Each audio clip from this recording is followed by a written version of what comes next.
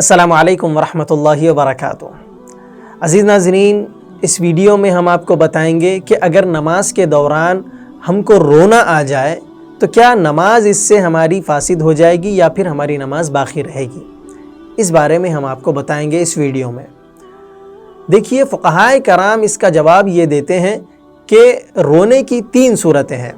پہلی صورت تو یہ کہ اللہ تعالیٰ کے خوف سے یا پھر آخرت کو یاد کر کے یا جنت اور دوزخ کے تذکرے سے رونا ہم کو نماز میں آ رہا ہے، آپ کو رونا آ رہا ہے اس وجہ سے، تو پھر اس سے آپ کی نماز فاسد نہیں ہوگی، نہ وضو ٹوٹے گا، یہاں تک کہ کوئی ناقض وضو نماز میں نہ پایا جائے۔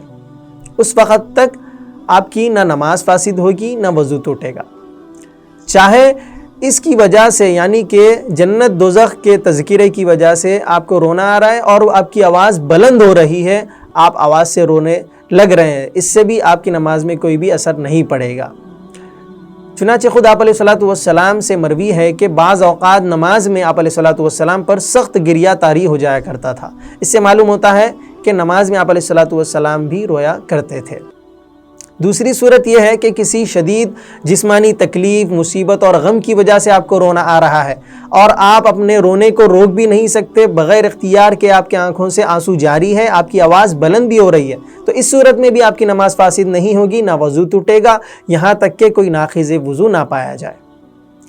تیسری صورت یہ ہے کہ کسی شدید جسمانی تکلیف، مصیبت، غم کی وجہ سے آپ کو رونا آ رہا ہے، لیکن یہاں پر اس صورت میں آپ اپنے رونے کو روک سکتے تھے، یعنی کہ دھیمی آوازی تھی، آپ اپنے رونے کو روک سکتے تھے، اس کے باوجود بھی آپ نے رونے کو نہیں روکا اور آپ نے آواز بلند کر دی، اور وہ جو آواز آپ نے نکالی ہے وہ ایک یا پھر 2 حرف کی شکل اختیار کرنے لگے، تو ایسی صورت میں آپ کی نماز فاسد ہو جائے گی اور آپ کا وضو البتہ باقی رہے گا، وضو آپ کا نہیں ٹوٹے گا، یہاں تک کہ کوئی ناقض وضو نہ پایا جائے۔ تو عزیز ناظرین، ہم نے آپ کو یہ مسئلہ جو اہم تھا آپ کے سامنے رکھا ہے، آپ کو بتایا ہے۔ امید ہے کہ آپ کو یہ مسئلہ سمجھ آیا ہوگا۔ اللہ تعالیٰ سے دعا ہے کہ اللہ تعالیٰ ہم تمام کو عمل کی توفیق عطا فرمائے۔ آمین یا رب العالمین۔ السلام علیکم ورحمۃ اللہ وبرکاتہ۔